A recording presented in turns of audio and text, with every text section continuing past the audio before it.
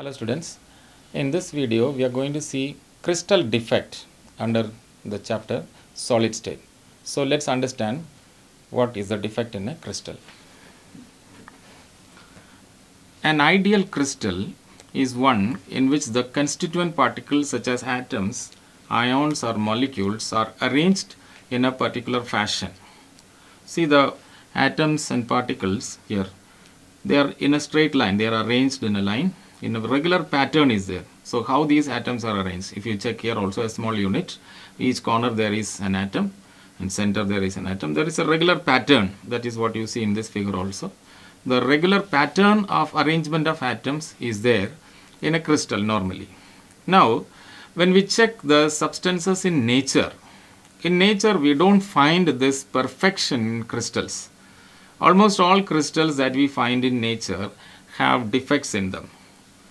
And these defects occur due to various reasons, and one of the important reasons is the crystallization process, the process of formation of crystal taking place at a fast rate due to various reasons, various changes in nature, temperature, pressure and all. So it takes place faster than it should. So if the process of crystallization must occur at an extremely slow rate in order to avoid defects. So this is the reason why we find defective crystals in nature. Lot of defects in the crystals in nature. Now the defects in crystals can be categorized like as point defects and line defects. Now when you talk about point defects, these are the deviations from the ideal arrangement around a point or any one of the atoms or maybe a pair of atoms.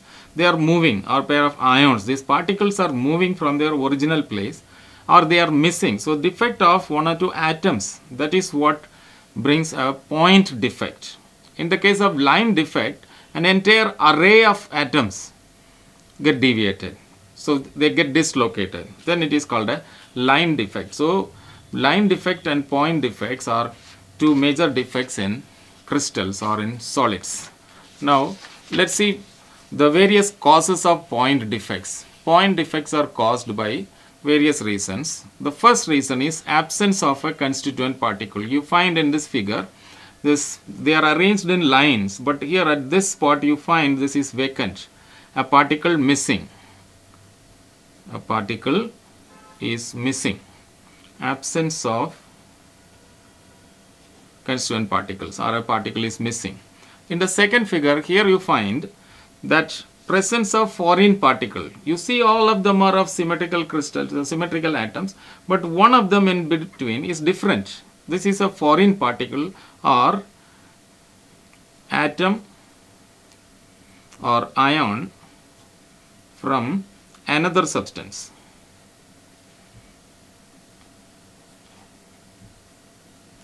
Is present.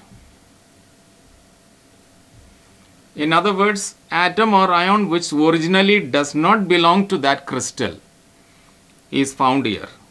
So it's a kind of impurity. A foreign particle means it is an impurity. So this is another reason for cause of point defect in crystals. The next cause for point defect is presence of foreign particles in the interstitial site. The previous one was where one atom was missing and a new foreign atom was there. Now here, though all the original atoms are all there, it is there, but something new is also there. In addition to that, there is something in the interstitial space, that is the regular array of atoms. It finds a space in between those lines of atoms. It is coming in between them. So that is in the interstitial site, a foreign particle or an atom or ion from another substance.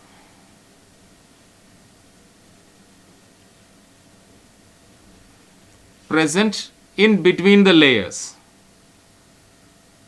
Present in between the layers.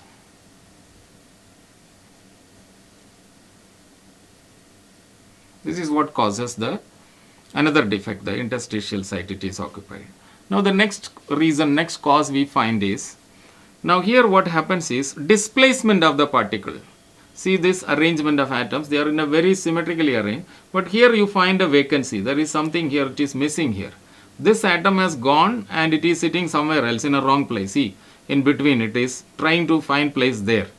So displacement of particle, original place is left and it is finding a place in between interstitial region and which is not its original place. So such displacement, atom leaving its original site and occupying new location. So this is another reason for the cause of the solid defect or crystal defect. Now the next thing is point defects can be again categorized. As stoichiometric defect, impurity defect and non-stoichiometric defect. Now what is a stoichiometric defect? It's a kind of defect in crystal which does not disturb the stoichiometry of the solid. That is known as stoichiometric defect. Means if it is a sodium chloride crystal, NaCl, sodium 1 atom and chlorine 1 atom, 1:1. In this ratio they are being there. Now this ratio gives a formula. NaCl formula is coming from there. If this ratio is affected, then the formula changes. Now stoichiometric defect does not affect the formula. It does not affect the ratio in which the anions and cations are combined.